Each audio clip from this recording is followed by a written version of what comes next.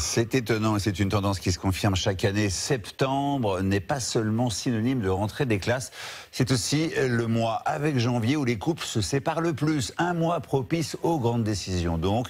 Mais pourquoi cette période est-elle aussi celle des ruptures et marque un tournant dans les grandes ou petites histoires? Eh bien on fait le point ce soir avec vous, Vicky Bogart. Alors il y a donc une saison des séparations, si j'ai bien compris, c'est bien ça?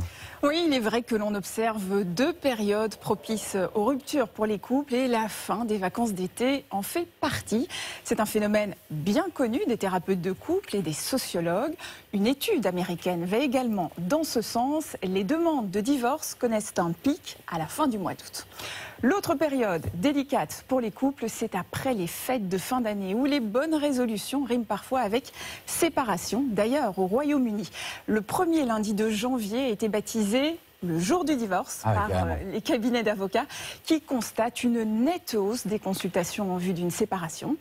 Et en France, ce sont les femmes qui prennent l'initiative de demander le divorce dans 75% des cas. Ah quand même, pourquoi la période des vacances est-elle critique alors? Qu'est-ce qui se passe pendant les vacances? Car les couples en difficulté ont tendance à mettre beaucoup d'espoir dans les vacances. Ils imaginent la possibilité d'un nouveau départ.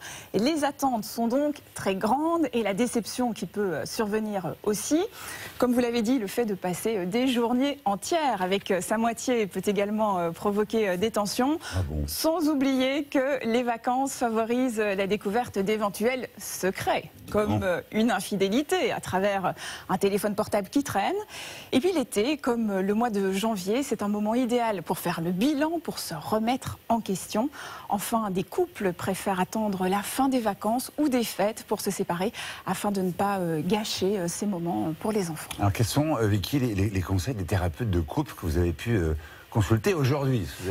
Exactement. Alors c'est important d'avoir bien conscience que certaines périodes de l'année, notamment les vacances, peuvent être parfois source de tension et de stress. Cela permet de relativiser. Envisager les vacances comme un ultime test ne serait pas une bonne idée. Il faudrait profiter de ce séjour pour parler justement de ce qui ne va pas dans le couple et des améliorations possibles. Et heureusement, pour de nombreux partenaires, les vacances sont synonymes de rapprochement, de bons moments et non pas de séparation. Et oui, voilà, vive l'amour. La vie n'est pas un long fleuve tranquille toujours. Merci beaucoup, Vicky.